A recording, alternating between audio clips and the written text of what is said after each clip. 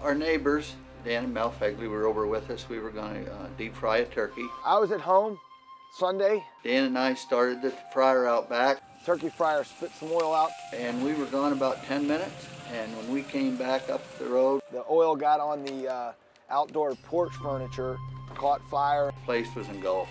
We're in the 300 block of Oak Street in Jersey Shore. Shortly before 1 on Sunday afternoon, flames broke out in the back of his house. We got the house boarded up and then took a look around to see how bad it was inside, and it was pretty significant. Within 20 minutes to a half hour of talking with you, we knew you were the guy to take care of this for us. We understand what people go through. And not only are we getting a job done, but really, truly helping to put lives back together. The next phase, after we get through inventory and content, is to go into the house and gut the house down to the structural members, which is the wall studs, the joists, and the trusses. Everything else in the house is going to come out. Sonia's been blind for 15 years, probably. She knew her way around this house pretty much as if she had eyes. I mean, she knew every nook and cranny, and she knew where stuff was. The reason it's important to have the house rebuilt is because a blind person is familiar with the surroundings. We rebuilt it exactly the way it was. She's going to come back to a house that she's familiar with that surroundings.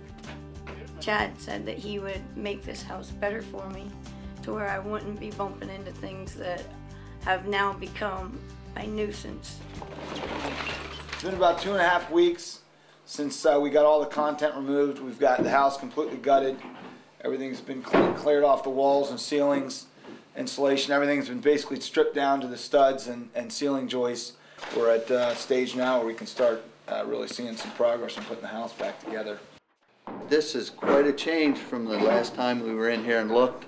It was all black and soot and no light. Now everything's cleaned up with some good light in here. We now have electricity. What a great job in a hurry. And I'm glad that it's moving as well as it is because I can't wait to come back home.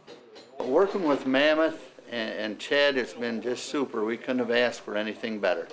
The next phase is we get a soda blaster out here with sodium bicarbonate, high pressure, and he blasts down all the structural members that had some smoke damage. We get all that removed.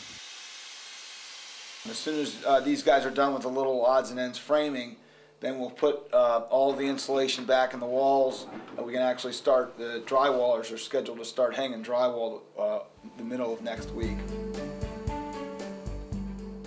Yeah, it's pretty. The green, I love that green.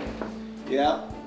Well, once you get your countertops in here and your cabinets and you get some stuff set up on them, and you know, the dishwasher, I think it'll be really nice. Yeah.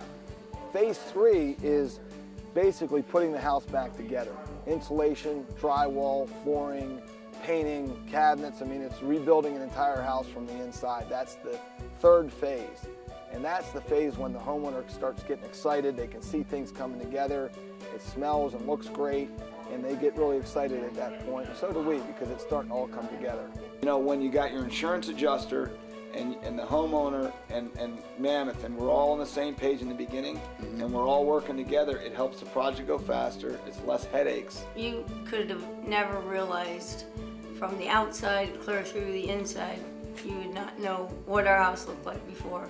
Whenever we're outside, we have people stopping by wanting to come in and look at our house. I'm proud to show them all the work that was done because it's beautiful. Just everything, right from the siding to every little small detail inside the house. Everyone has just told us how beautiful this house is now. God forbid if any of our friends or family would have a disaster like we had, I would be, first thing out of my mouth would be call Chad, and his Mammoth guys will be here, and you can tell, just come look at my house, our house, and you'll see what kind of work they do. This was a great project because it really, really epitomizes what we strive to do, is to have compassion and to do a good job and to make the homeowners and the insurance companies happy. Such a tragedy turned into a great thing. You know, it's a shame and it happened. Nobody got hurt, but it did turn out to be a blessing for everybody involved.